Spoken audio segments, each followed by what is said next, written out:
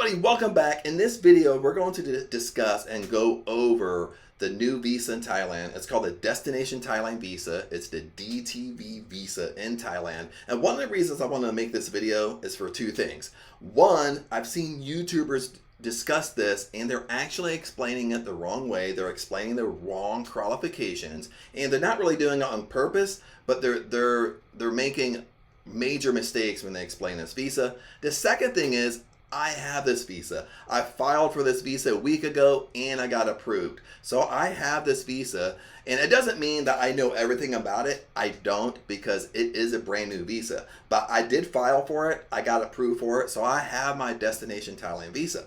So lo and behold, let's get rock and roll and let's jump on the Thai embassy website and go over the Thailand Destination Visa.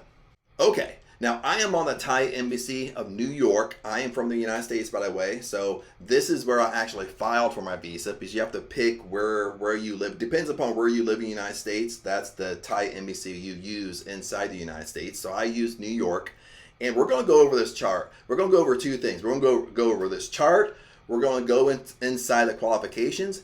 And I'm going to show you what I did to file for this visa and get approved for the visa. And I got approved for this visa in one day. I think that's probably that's the record so far for me getting approved.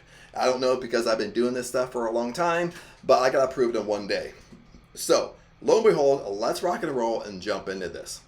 Now, the Destination Thailand Visa, this just came out. It came out on July 15th. Right now it's July 31st. Like I said, I have this visa, but I'm not going to know every ins and out of this visa just because I just got it. I haven't had it long enough to do an extension or anything else. So I'm not going to know everything. But in this video, hopefully I can kind of clarify some things, clarify some of the mistakes that YouTubers are making when they explain this visa. And there's some just minor mistakes, but they're not huge mistakes, but kind of just minor things. So right off the bat, where to apply? You apply on the thaievisa.go.th. Now, I did a video. Now, if you need help with filing your visa, you need a walkthrough. I did do a walkthrough video on how to file a visa online. Then this is the general thing. This is the same thing you would do no matter what visa you're filing for. That walkthrough video is amazing. So I'll post that video here, and in that video is where I'm actually filing for the Destination Thailand Visa. So I filmed that video while I file for my Thailand visa here. So you can go there and you can check out the video if you need help to kind of walk through it if you never filed a visa before. So that's the website you go to. Now let's kind of go up to eligible foreigners. How the Destination Thailand Visa works. It's separated into three classes.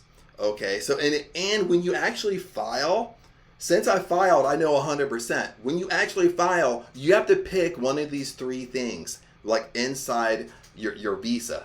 So you're either a digital nomad or a remote worker. Two, you're involved in such activities as like Muay Thai courses, Thai cooking, sports training, anything involved with this. And three, you're a spouse and dependent children of a DTV holder.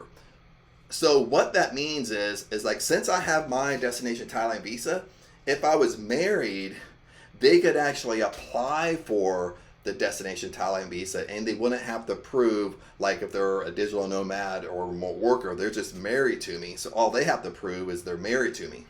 So that's what that means. Now let's go down here and kind of clarify some issues right off the bat.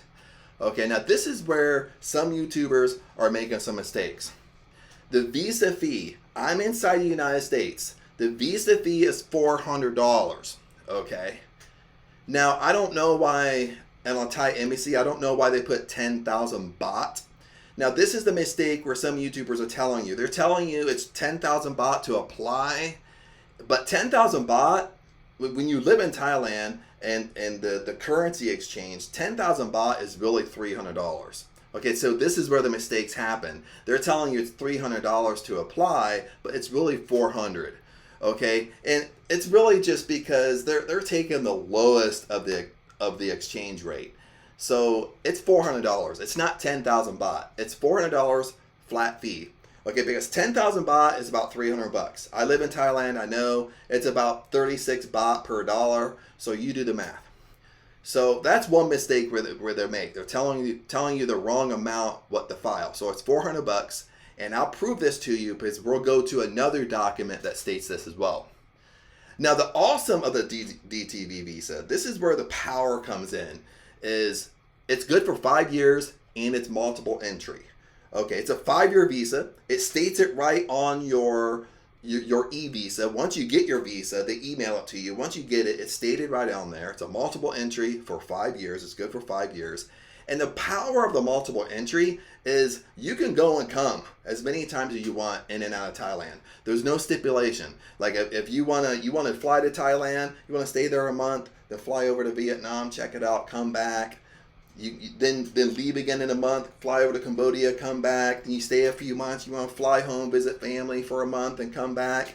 You can go in and out of Thailand without breaking your visa or without having to go to immigration and get a multiple entry on your visa. Okay, so since it's multiple entry, like I love multiple entry because I don't have to make a trip to immigration to want to get permission to leave and come back. So multiple entry is powerful. You can go and come as you please.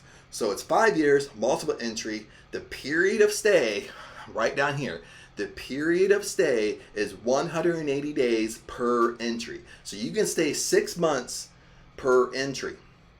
So that's the max you can stay, but there's more power to this. The extension of stay, you can extend this one time. So this is how it works.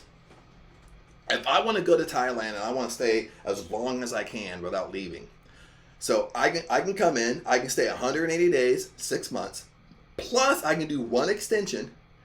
That gives me another 180 days. That gives me another 6 months. So I can stay 1 year. So I can stay 1 year without leaving Thailand. But at the end of that 1 year, I have to leave. Okay, so this is what it says right down here where I have my cursor. Okay. You can get a one-time extension for a period not exceeding 180 days per entry. After the maximum stay of 180 days plus 180 days extension, needs to depart the country and re-enter Thailand with the same DTV visa within the visa valid date. So this is powerful too, but so this is how this would work. Let's say I'm going to give you several examples here. Now, let's say I'm jumping around. I have the multiple entry, so I can go in and out of Thailand as I please. Okay, that's what multiple entry means. So if I want to stay 2 months, leave, come back, stay another month, leave, come back, stay a few months, leave, and come back. I can do that all day long. Okay. Now I'm going to give you another example. Let's say I want to stay as long as I want in Thailand.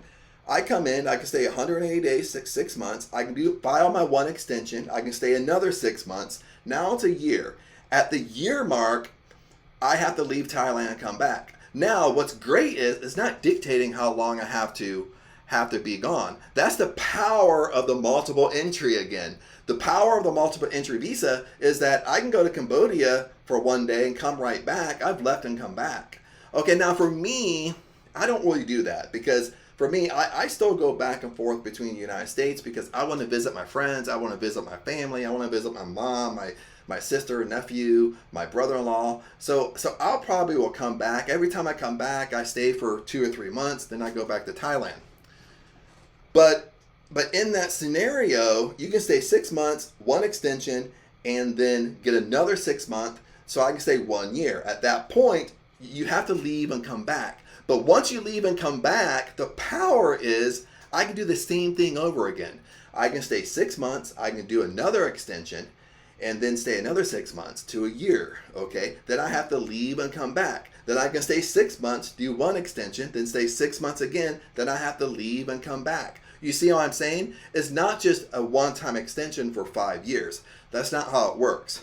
It's a one-time extension as long as you're in Thailand without leaving. Okay, so at the end of the year, they're going to force you to leave and come back.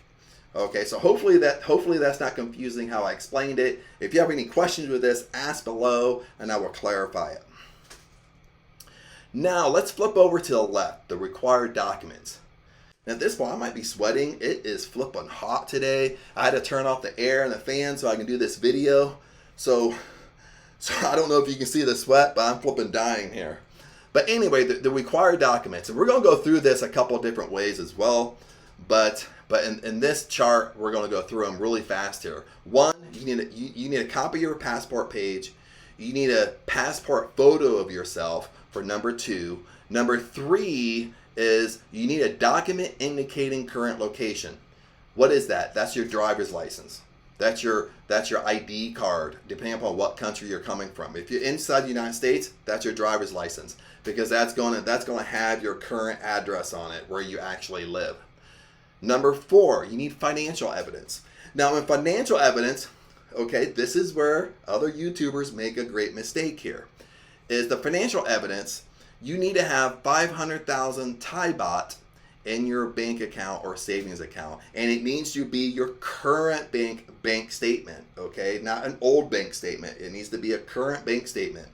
Now, 500,000 Thai baht is 16,000 US dollars, okay? Now, that's what they want, and I'll show you this in a second. They want $16,000 inside your bank account, okay? Not necessarily 500,000 baht. 500,000 baht is give and take between $13,000 and $14,000, but they want 16,000. Okay, so I'll prove this to you, but just give me a couple minutes here. Okay, it's the same thing over here for the visa fee. Okay, visa fee is $400, but $400 isn't 10,000 baht.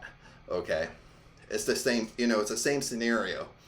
Now, number 5, purpose of your visit.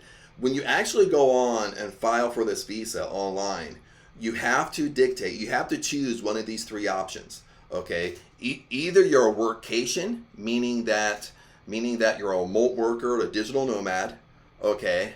Or you're a Thai soft power, meaning you need proof of confirmation to attend any activity, or a letter of appointment from a hospital, medical center. So if you're getting any type of medical treatment, or remember up here, if you're participating in any type of like Muay Thai courses, Thai cooking courses, sport training, medical treatment. If you're doing anything like this, you need actual proof and documentation that you're doing it.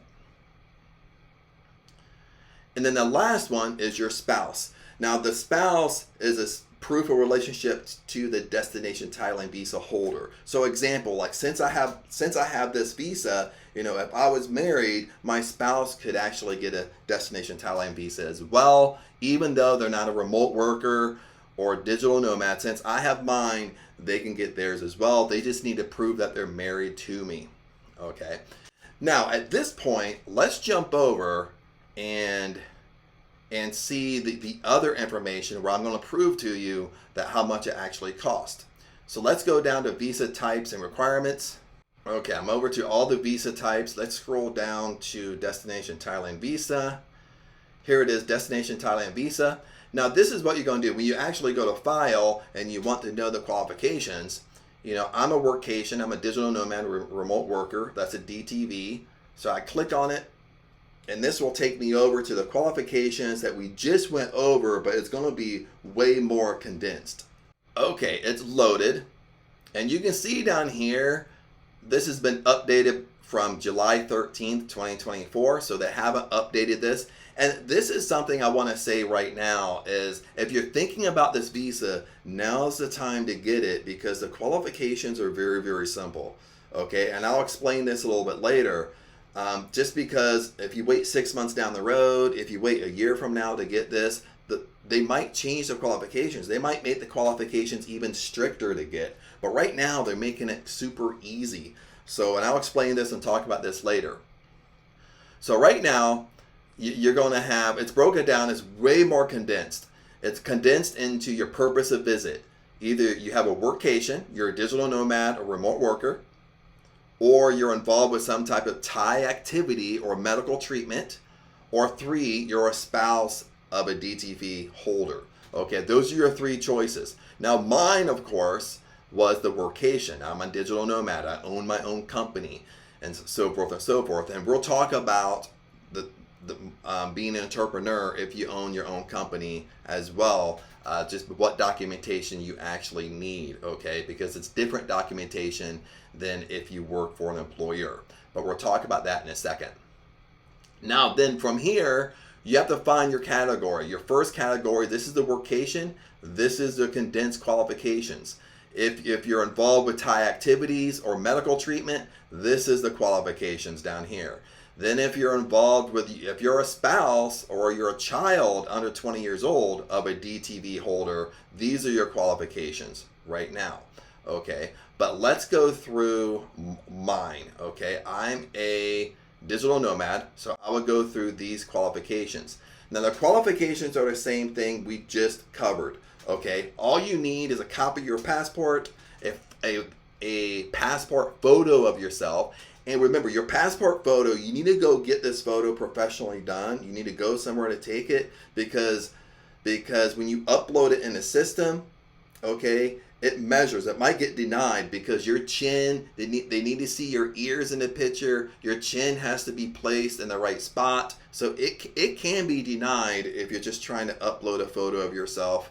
It probably won't work. So you do have to go somewhere and get a passport photo of yourself. For your visa document. Okay, document indicating current location. Now they're bringing it down. Either a driver, most of the time it's going to be a driver's license, a bank statement, or proof of stay. So most of the time it's going to be a driver's license for most people. That's easy. You know, you just upload it. Upload a copy of it. 4 is your copy of your bank statement. Now remember I told you it was 500,000 baht. So over here it tells you 500,000 baht or 16,000 US dollars. Okay, it says it right here under the qualifications. $16,000. So it's not really 500,000 baht. 500,000 baht is more closely like $13,500, $14,000, but they're saying 16,000. Okay, so this is what you need. You need $16,000. If you're in the United States, this is what you need to have in your bank statement. This is what you need to have in your account. Number 5 is, now this is where the rubber meets the road. Okay, now number 5, you have to prove that you're a digital nomad or you work remote. So like I said, there's 2 ways to prove this. 1, you work for an employer, or you are an entrepreneur. Okay. So this is what it says. Let me read it to you. Employment contract or employment certificate in their own country, or, let me see, or a professional portfolio showcasing digital nomad, remote worker, or foreign talent or freelancer status. Okay, so this is what I would do here. When we're down here, there's going to be 3 ways you can qualify, or 3 ways you can do it. If you work for a company, you're going to have to go to your boss or go to the HR department, and they're going to need to print off an employment contract for you that you work remote. Okay, or give you an employment certificate stating you work remote. Okay, most of the time you're not going to have this information. It really depends on what type of job you have. Sometimes in my experience, if I have a higher end job, my salary is high, usually I will have an employment contract already, or I have an employment certificate. A lot of jobs don't do it, so you might have to go to the HR department or your boss for them to create an employment contract for you. Now this could be a good thing or bad thing, because maybe you know, we're all human. Maybe you're working remote, but you don't want your job to really know you're working remote in another country. Okay, so I mean, it could be something like that. I mean, I get it. You know, I've been there, done that. Or another thing is, let's say you're an entrepreneur like me. Now, I'm an entrepreneur, but I own my own company. So I am incorporated. So, you know, so it's a professional company. So what I did, I had to submit my incorporation docs. I submitted my statement, my current statement information, because they want you to prove that you're the owner of the company. And, you know, I submitted my docs where I actually own the company. So that's all I needed for that. Now, if you don't have those 2, okay, maybe you can't get the employment contract. Maybe you're trying to, you work remote, but maybe you're trying to do it sneaky. You don't want your job to know you're in Thailand, something like that. So, I mean, sometimes you work remote and they want you in the same state that you're working in.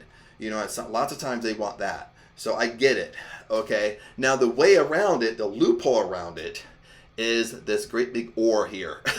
Is now you have to create a professional portfolio showcasing your digital nomad, showcasing your remote worker. If you're really working remote, this should be easy. You might have to maybe you have a bunch of clientele and stuff like that, but we'll discuss this a little bit later. But you're going to create like a portfolio and create examples of work that you're a digital nomad.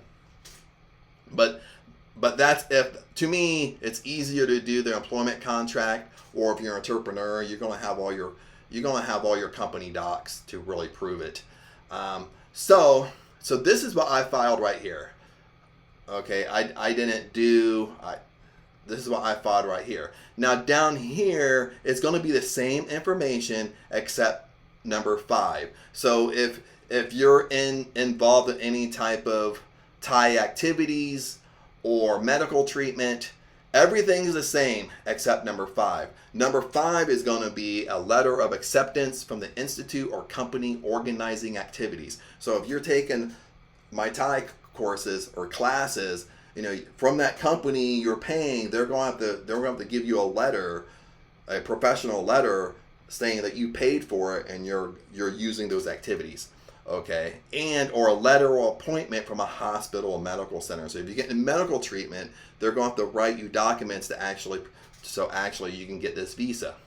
Okay, the same thing down here. If you have a spouse, okay, the same thing. Number 1 through 4 is the same thing. Okay, you still need to prove this money. You still need to say everything. Okay, now if you're really married, it kind of depends upon how you have your finances. If you have a combined account, a combined checking account, savings account, that could be easy. But down here, number 5, how number 5 changes is you need the personal details. This is what it says. You need the personal details of a DTV visa holder. Okay, so like if I was married, they would need my details. They would need my copy of my e-visa, my visa. So again, a valid government issued ID card, passport, biodata page, and a DTV visa approval of a DTV visa holder. Okay, so they're going to need my information, my approval, plus probably my marriage certificate that's stating that they're my spouse. Okay, now let's kind of flip over. I'm moving quick here, but now let's flip over to what I actually filed.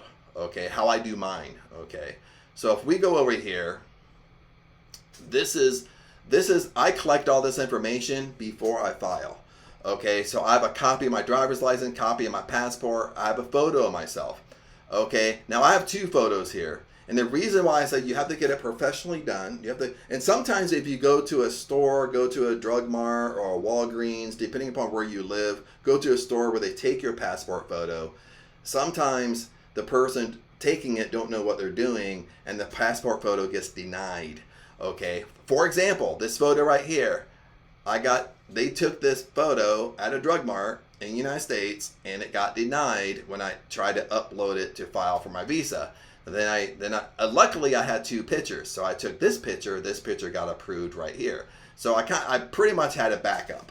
So I had one picture got denied, then I had a backup of another picture. Okay. Down here, the only 2 documents, okay, that you need to upload, I keep on clicking on it, but the only 2 documents you need to upload, the only 2 documents you need to 100% prove is your bank statement, and since I'm an entrepreneur, is my corporate docs. Okay, now one of the things that I did was I also had a copy of my plane ticket, I also had a copy of my condo contract, and I also had a copy of all the information. Why do I travel back and forth to Thailand? Like if you own a condo, if you have a Thai girlfriend, why are you constantly going back? I did write a statement there just in case. Now, when I actually went online this time to file my visa, I filed many visas before in the past, but this time it changed. It used to be when you got to the section where you could upload your docs, you could upload your PDF files. It used to be where you could upload in each category, you could upload multiple docs in each category. They changed that now. You can only upload 1 doc per category. Okay, so what I mean by that, for example, they have 1 category for your passport photo. It's 1 document, it's 1 PDF. It's 1 category for your driver's license, 1 category for your passport photo. It's It's one category for your bank statement. You're only going to upload one document within that category. Okay, when you go to proof, like either you're a remote worker or you're a digital nomad, you can only upload one doc. So this is what I had to do. Since I'm an entrepreneur, what I did was, like in the past, I thought, well, I can upload multiple PDFs. So I had it separated into 4 things. These 4 right here, not these 2. These are my employment contracts, but I didn't submit those. These 4 right here, I had my articles of incorporation, I had my statement information, I had my corporate owner information, and I had my employer identification.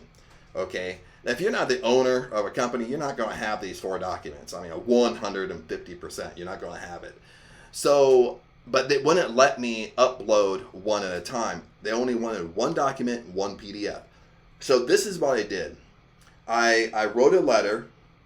Okay, I wrote a letter explaining my company. My company name has been incorporated for 10 years, since 2014.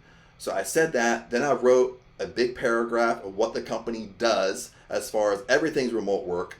So, and I gave them examples of clients. I gave them examples, and then below that in the same document, I brought over. I had a picture of my articles of incorporation. I had a picture of my statement information. So I included all these 4 pictures inside that one doc. But I just wrote it more professional. That way they know. I took my time with it. That way they know it's professional. You know what I mean?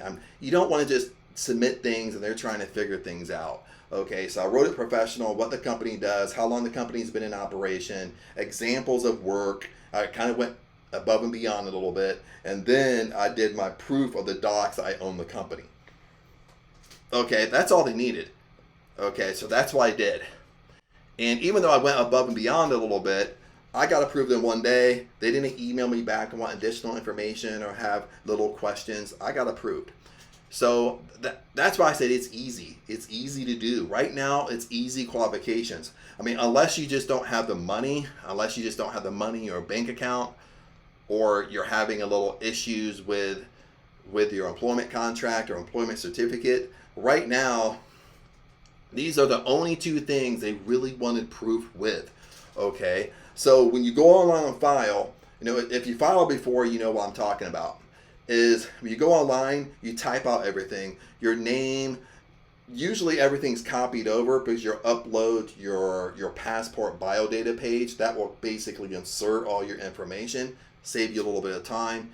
So you type in all your information, what visa you want, the classification of the visa, your classification of the DTV is here, your workcation or your activity or your spouse. After that, they want to know how long you're intending to stay in Thailand. They want to know when you're traveling. Now, you don't have to upload none of your flight logs, and they want to know a flight number. Okay, now you do have to type in your flight number, but they want to know when you're traveling. That's the only thing. You type in all the information, where you're traveling, if you're flying into Bangkok, and you type in your flight number. You just don't have to upload a document. Okay, they also want to know where you are staying. Okay, so then since I have a condo and I have my condo contract, they don't want me to upload it, but I typed in the address. So they want an address of where you're staying. Either you're staying in a condo, resort, they want the address. So I wrote the address. The next page is where you upload all your documents. So all your uploaded documents is just your passport page, your photograph, your driver's license, your passport photo, a copy of your bank statement. That's where you upload the copy of your bank statement, and you upload your employment contract, or you upload your corporate documents proving that you own a company, and that's it. You hit submit, and I got approved pretty easy. So other than that, my friends, I mean, that is it. To kind of wrap this up, like I said before, if you're really thinking about getting the Destination Thailand Visa, I would actually get it now. Because the qualifications are rather simple. You don't have to. I mean, this was easier than a tourist visa. Honestly, I mean, I think the only thing that it seems hard is proving the income if you don't have that income level, and actually proving that you're a digital nomad or remote worker. But other than that, you don't have to prove where you're staying in Thailand. You don't have to prove flying to Thailand with your flights. You don't have to upload none of that stuff. So, I mean, now's the time to get it, because they could make this a little bit more stricter in the future. Maybe 6 months from now, once we get through high season in Thailand, they could make this stricter. They could make it a little bit more stricter to get. Maybe not, I mean, but they could make it a little bit more stricter where they want a little bit more information. Or maybe they up the bar a little bit with income. I don't really know. But anyway, I got the visa. I got approved. I got the visa. I would show you. But I would have to blur out all the information anyway. But anyway, blessings to you. If you have questions, comment below, of course. I will answer them. I try my best to answer all the questions. And lots of times, even if you have a specific question, I will get specific with you as well. I'll help you out as much as I can. But anyway, blessings to you. Maybe I'll see you in Thailand, and have a great day.